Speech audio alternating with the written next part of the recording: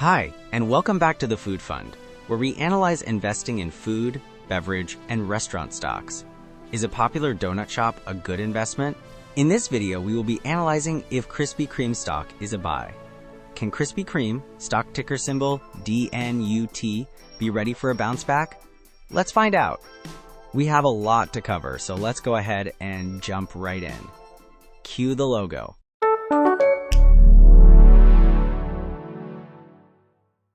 Let's start with some background info on Krispy Kreme. Krispy Kreme was founded on July 13, 1937, by Vernon Rudolph, who started by selling his unique yeast-raised donuts to local grocery stores in Winston-Salem, North Carolina. The irresistible aroma of his baking soon led passersby to ask if they could buy hot donuts directly, sparking the iconic Hot Light experience. From these humble beginnings, Krispy Kreme grew steadily, expanding throughout the Southeast and eventually across the United States. Today, the company is renowned for its signature original glazed donuts, alongside a wide variety of other donuts, coffee, and beverages. With approximately 21,000 employees globally, Krispy Kreme's headquarters are located in Charlotte, North Carolina, and the company continues to spread joy through its delicious treats and community engagement. Now let's look at the price action. Starting with the one-year chart, we see that Krispy Kreme had a CAGR of about minus 74%. Zooming out to the 5-year chart, we see that Krispy Kreme had a CAGR of minus 40%. Krispy Kreme has been a poor performer since going public. I love the donuts, but this may be a case where great products do not a good investment make. Now let's hop over to market share and take a look at Krispy Kreme's market share. Here we have the dashboard, where we can quickly gather a lot of information at a glance. Expanding the dashboard, we can look under restaurants and see that Krispy Kreme is categorized as a fast food company. Expanding the fast food restaurant tab, we can see that Krispy Kreme has about the same market share as Dutch Bros, but is growing much more slowly. Let's look closer at the year-by-year changes in market share. So we come down here and type in the ticker symbol for Krispy Kreme, DNUT, and see that the market share is 0.19% out of the publicly traded food, beverage, and restaurant stocks currently in the market. Krispy Kreme has a small but worthy portion of food spend. The 5-year market share CAGR for Krispy Kreme is 0.52%. This means that Krispy Kreme has actually gained market share over the past 5 years, albeit a very small gain. If we start in 2021, we see that the market share was 0.19%, 0.19% in 2022, 0.2% in 2023, 0.2% in 2024, and 0.19% over the trailing 12 months. Krispy Kreme's market share peaked in 2024, but has been trending down since. Let's take a look at the fundamentals to learn more. Gross margin is 25%. This is on par with similar pastry and coffee companies. Revenue has compounded at around 5% over the past 5 years and has hit $1.6 billion most recently. Interestingly, sales peaked in 2023 and have been declining since then.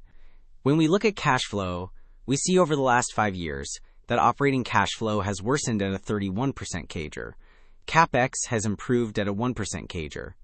As a result, free cash flow has flipped from positive to negative during this time period. Despite achieving positive operating cash flow, Krispy Kreme is burning $75 million in cash every year.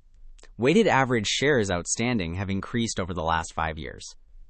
Going from 147.7 million shares in 2022 to 169.7 million shares most recently, Krispy Kreme has been diluting shareholders. That said, since 2024, the number of shares has actually started to decline. Could this be a promising new trend? Now let's view return on invested capital. Return on invested capital has worsened from 4% in 2022 to minus 2.2% most recently. With this value moving into negative territory, it means that Krispy Kreme has lost its hold on profitability and has not seen a positive return on investments in more than a year. Another favorite metric is cash conversion cycle, a measure of operational efficiency regarding supplier and payer leverage, as well as inventory control.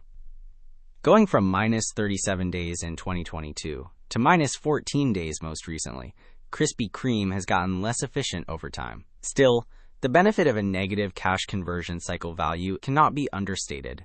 Now let's look at Krispy Kreme's debt. The net debt to EBITDA has grown over time, going from 8.5 in 2022 to 15.9 most recently. The company has taken on more debt while earnings continue to fall. This is a bad combination if you are trying to build a winning company.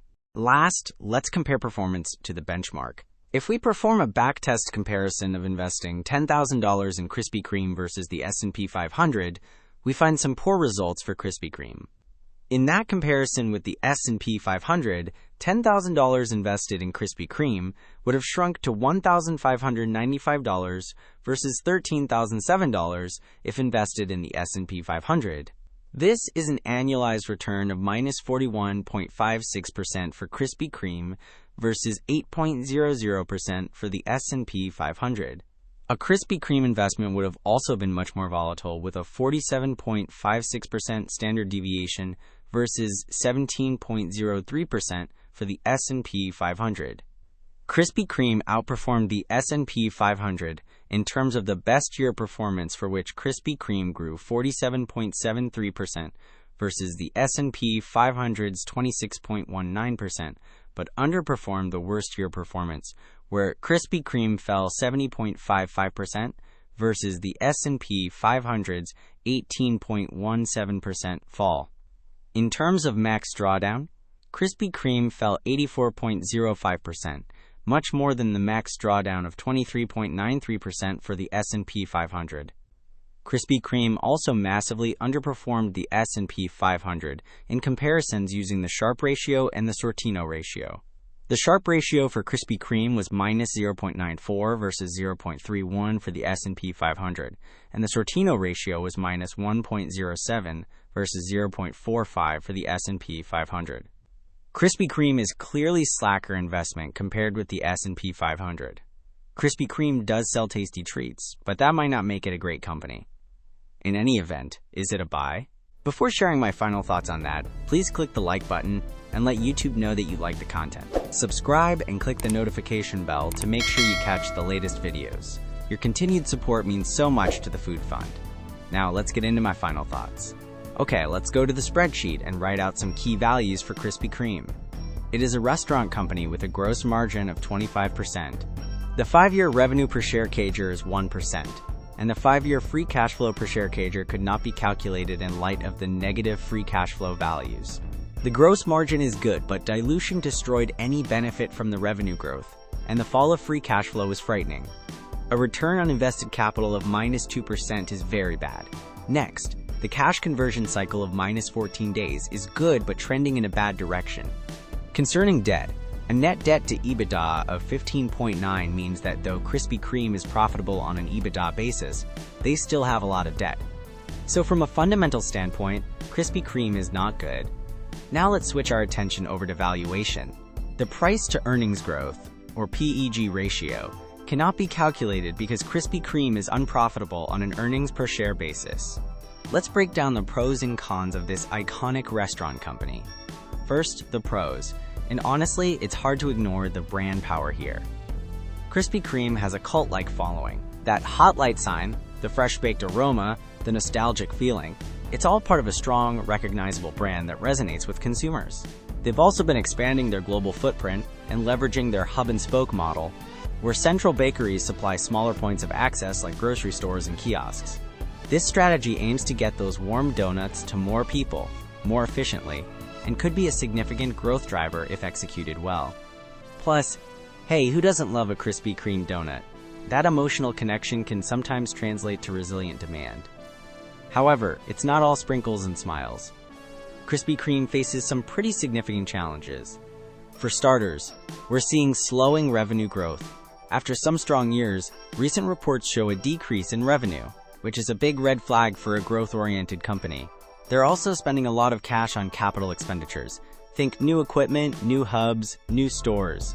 While necessary for expansion, this high capex continues to eat into profits and free cash flow.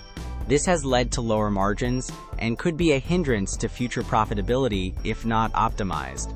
So where does that leave us? Krispy Kreme, the company, is still serving up deliciousness, but Krispy Kreme, the stock, is a different story. The stock has taken a significant hit since its IPO, and its market share has been stagnant. While the brand is strong and expansion plans are in motion, the slowing revenue, high capital spending, and challenges in operational efficiency create a somewhat uncertain outlook. It's a classic case of a beloved product facing business hurdles. Overall, I give this company a 1 out of 10 using my proprietary scoring system. For me, Krispy Kreme is a tasty treat, but I won't be buying anytime soon. Many thanks for watching. What do you think about Krispy Kreme? Share your thoughts below. It is always great to hear from you. Check out some more videos right now, and don't forget to put your money where your mouth is.